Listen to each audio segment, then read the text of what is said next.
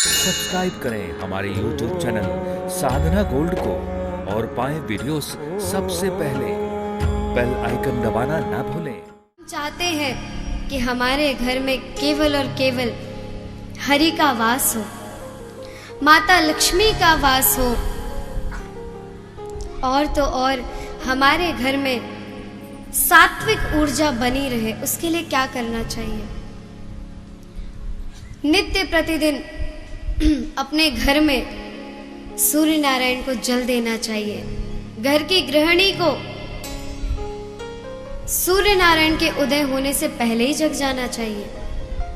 अपने घर का चौखट सबसे पहले, कहते हैं पुरानी परंपरा है, जो गांव में रहे होंगे वो जानते होंगे या गए होंगे तो भी जानते होंगे कि सबसे पहले जग कर अपने घर की बाहर की दहलीज को धोना चाहिए, उस पर स्वास्तिक कुछ भी अंकित करना चाहिए।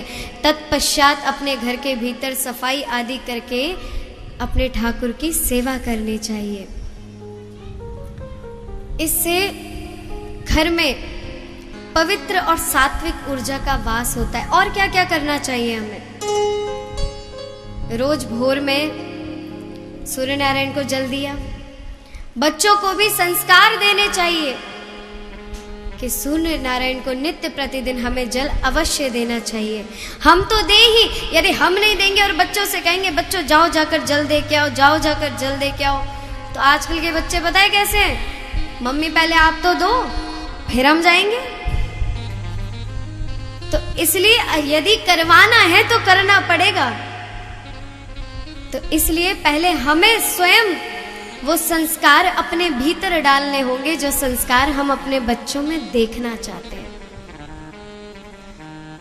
तत्पश्चात घर में नित्य प्रतिदिन धूप का धुआं पूरे घर में होना चाहिए, जिससे घर में कहीं भी थोड़ी सी भी नकारात्मक शक्ति जो होगी वो वहाँ से अंतर्धान अपने आप ही हो जाएगी।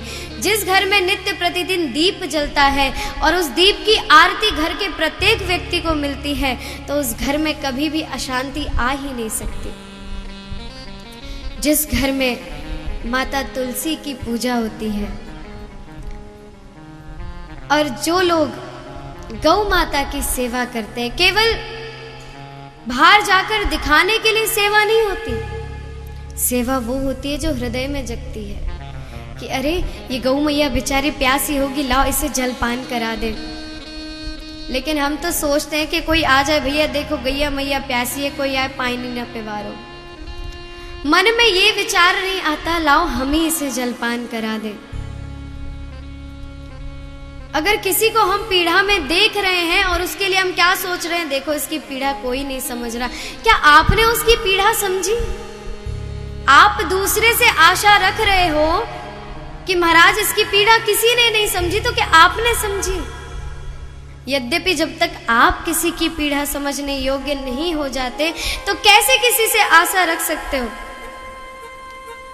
इसलिए हमारे घर में, हमारे मन में पवित्रता, सात्विकता, शांति बनी रहे, उसके लिए हरि नाम का अंकित होना इस हृदय में, उसका अंकुर फूटना अति आवश्यक है।